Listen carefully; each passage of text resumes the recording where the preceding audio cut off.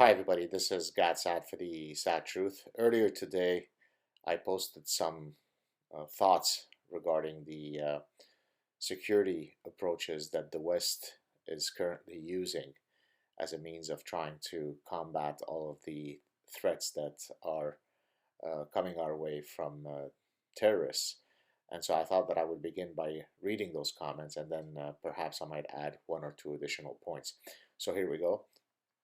It is truly bewildering how inept the West is in terms of its collective response to the increasingly frequent terror mayhem that has yielded a new normal. Security officials are always reactive to the latest attack. If a terrorist uses shoes, off with the shoes. If a terrorist uses a truck, build barricades around areas of congregation. Liquid explosives might be used, no more shampoos or drinks for you.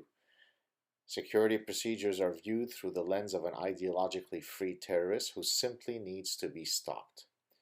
To state what should be profoundly obvious, this is a war of ideas. The greatest weapon in the terrorist's arsenal is the ideology that guides his or her actions. The West is very tepid to proclaim this openly because the ideology in question is religious based, and all bien-pensants know that all religions are equally nice or equally bad. Hence, we should keep silent about the ideological battle and instead force young children to take off their shoes at airport security lineups. This is the definition of ostrich castrati logic. Eradicate the ideology and you win. Refuse to cede an inch to it and you'll be safer. Destroy your desire to be politically correct and recognize that no ideology of hate should ever be afforded protection simply because it hides under the cloak of its religious garb. Societies that are built on secularism, liberalism, the dignity of the individual, and the equality of all individuals need not tolerate ideologies that are antithetical to that ethos. It is truly that simple. The quicker that Western politicians learn this, the lesser innocent blood will be shed. So that puts an end to my prepared comments. Regarding the issue of political correctness, I think I've already mentioned this in a few venues, but it's worth repeating here. Several years ago, I was traveling with my family to California. At the time, our daughter was, I think, 2.5 years old. We were leaving from Montreal to California. And at the Montreal airport, through a process of, a random draw, our daughter was chosen for a more extensive, in-depth security search, where they do sort of a chemical search on her limbs and so on to make sure that she hasn't handled, I guess, explosive material and so on. Now, again, think about what this implies. Here is a man, her father, myself, someone born in Lebanon, who is an adult male, who is traveling with a 2.5-year-old little girl.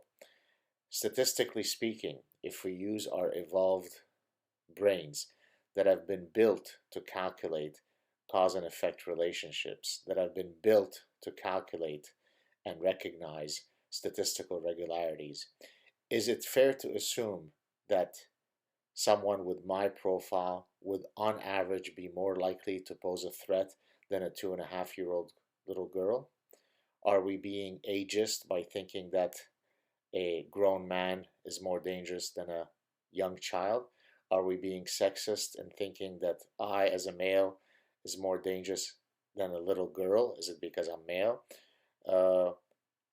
Or are we going to recognize that there are regularities in life that we use every day to navigate through endless minefields of life? So not only is this an ideological battle rather than a let's catch up using some new security apparatus battle, but to the extent that we actually try to ever more increase our security apparatuses, we are guided by political correctness as we seek to implement these measures. 2.5-year-old little girls are on average not as dangerous as grown men from the Middle East. I say this as a grown man from the Middle East. I recognize that if the gentleman in question, who is expected to keep us safe, if he were to point to me as a greater threat than a 2.5-year-old girl, I would not be offended. I would recognize that he is not a naturally lobotomized idiot. So eradicate political correctness, stop with the catch-up game of creating ever more security, and deal with the most fundamental issue that we're facing, which is that this is a battle of ideas. If you attack the idea, if you eradicate the idea, if you don't allow the idea to breathe and grow within your societies, that's ultimately what will get you your biggest bang for your buck. There you have it, folks. If you appreciate this message, please share it. And again, it takes a tremendous amount of effort and time for me to do this. Many of you who follow me on my social portals see how much I'm engaged. Remember that I have a full-time, very intense job as a professor. So if there's any way that you can support my work through Patreon and or PayPal, that would be much appreciated. Hope you have a great week. Talk to you soon. Ciao.